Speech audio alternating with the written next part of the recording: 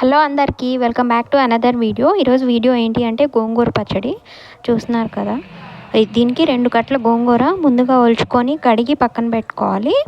ప్యాన్లో ఆయిల్ వేసి ఒక 50 గ్రామ్స్ ఎండుమిర్చి తీసుకున్నాను. దాన్ని 2 ముక్కలు చేసి బాగా వేయించుకోవాలి. చూస్తున్నారు కదా అట్లానే వెల్లుల్లి రెబ్బలు, 1 స్పూన్ జీలకర్ర, తగినంత ఉప్పు.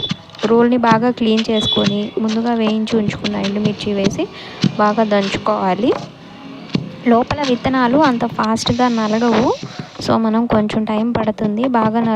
విత్తనాలు బాగా నలిగేదాకా అట్లా దంచితే సరిపోతుంది. ఇప్పుడు అందులో తగినంత కల్లుప్పు, 1 స్పూన్ జీలకర్ర వేసి అలానే వెల్లుల్లి ఒక ఫుల్ అనమాట అది వేసేసి బాగా దంచుకొని ఈ కారపొడిని మనం తీసి పక్కన పెట్టుకోవాలి. చూస్తున్నారు కదా, ఆ మాత్రం నలిగితే సరిపోతుంది. కచ్చా పచ్చాగా ఉన్నా పర్లేదు. అట్లానే ఆ గోంగూరని ఉడికించి పక్కన పెట్టుకోవాలి. ఒక 1/2 గ్లాస్ వాటర్ వేసి ఉడికించుకోవాలి. అట్లా వాటర్ లేకుండా సేమ్ అదే రోట్లో వేసి ఆ కారపొడి, ఈ గోంగూర మొత్తం బాగా కారం అంతా గోంగూరకు పట్టేలాగా బాగా దంచుకొని పక్కన పెట్టుకోవాలి. ఇంక ఇప్పుడు తాలింపు వేసుకోవాలి. ఎండుమిర్చి, జీలకర్ర, ఆవాలు, ధనియాలు, కరివేపాకు వేసి ముందుగా దంచుకున్న గోంగూర వేసి ఆయిల్ అంతా గోంగూరకు బాగా పట్టేలాగా కలుపుకోవడం. అంతే, అయిపోయింది. ఇది వేడివేడి అన్నంలో కొంచెం నెయ్యి వేసుకొని కలుపుకొని తింటే చాలా బాగుంటుంది. ఒకసారి ట్రై చేసి చూడండి.